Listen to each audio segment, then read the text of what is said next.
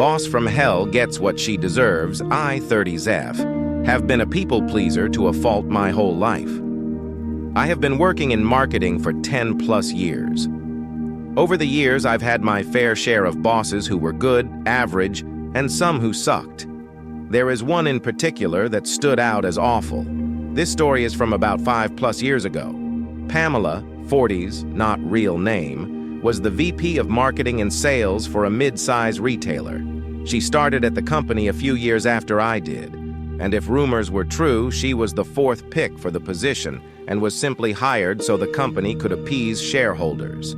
I was a manager under her, and my whole job was to make sure the website and stores had their products merchandised properly, received all their monthly sales materials, managed advertising, set up and managed the department's budget, PM'd all department projects and operations, created reporting to reflect sales, managed presentations, creative briefs for future projects, etc.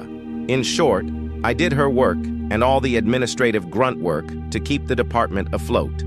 I managed all this because I had access to her email and many times sent emails on her behalf to keep the department functioning.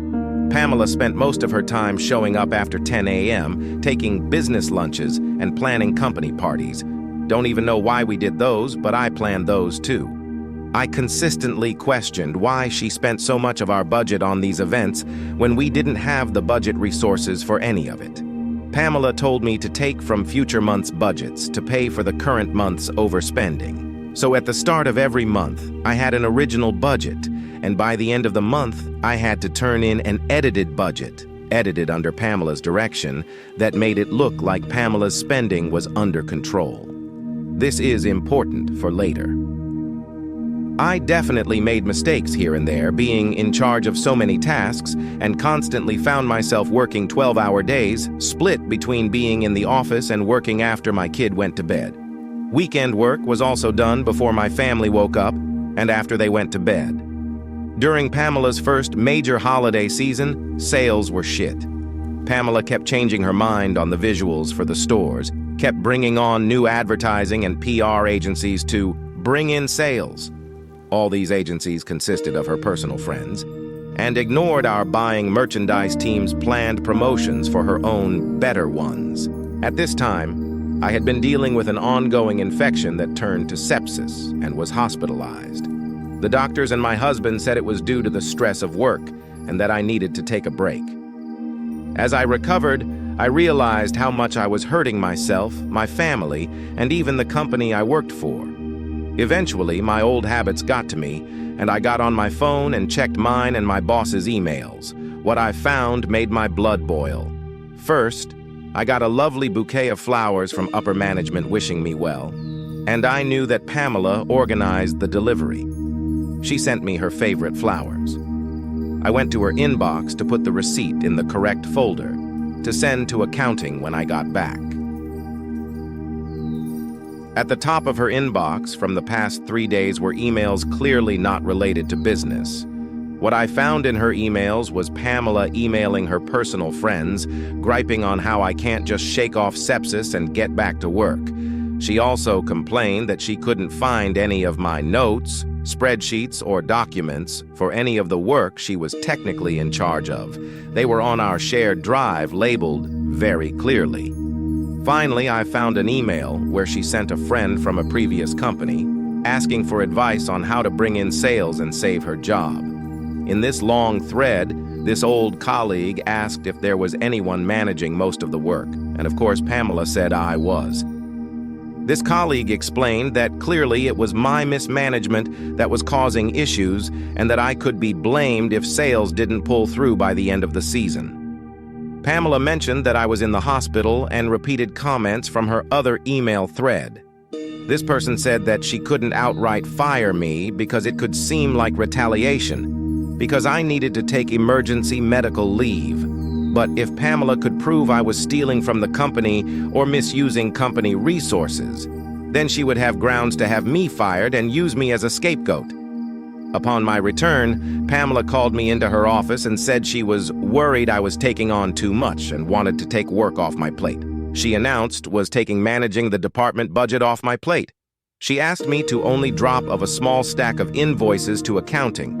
Additionally, Pamela told me under no circumstances was I allowed to talk to accounting about anything regarding budgets. Also, if I had any concerns about the department or workload, I wasn't allowed to go to HR. I had to discuss it directly with Pamela. Oh yeah, I could see where this was going. Unfortunately for Pamela, I had built a rapport with Lois, 50s, not real name, who was our main accountant. Lois always said that she would do everything in her power to help me should I ask.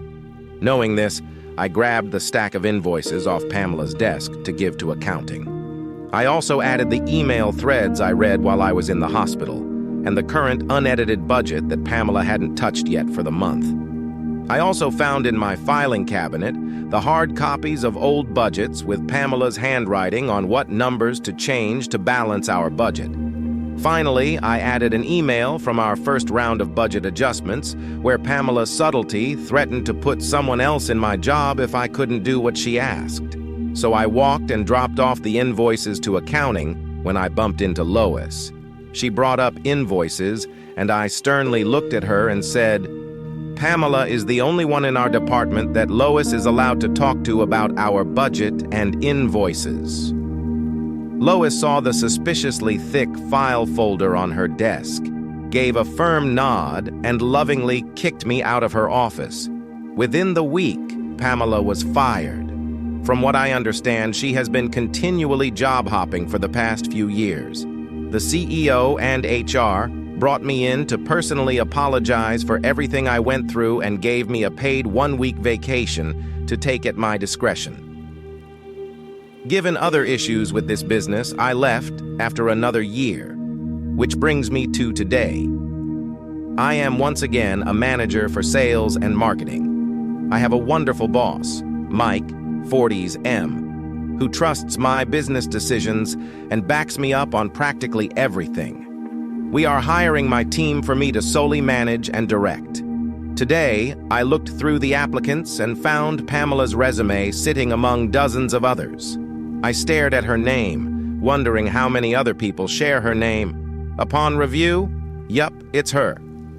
She definitely fell down the corporate ladder, with VP of our old company being the highest title she earned. And, to no surprise, she embellished her achievements, claiming the work I managed as her own, and claimed she generated an 87% sales growth during the holiday season at our previous company.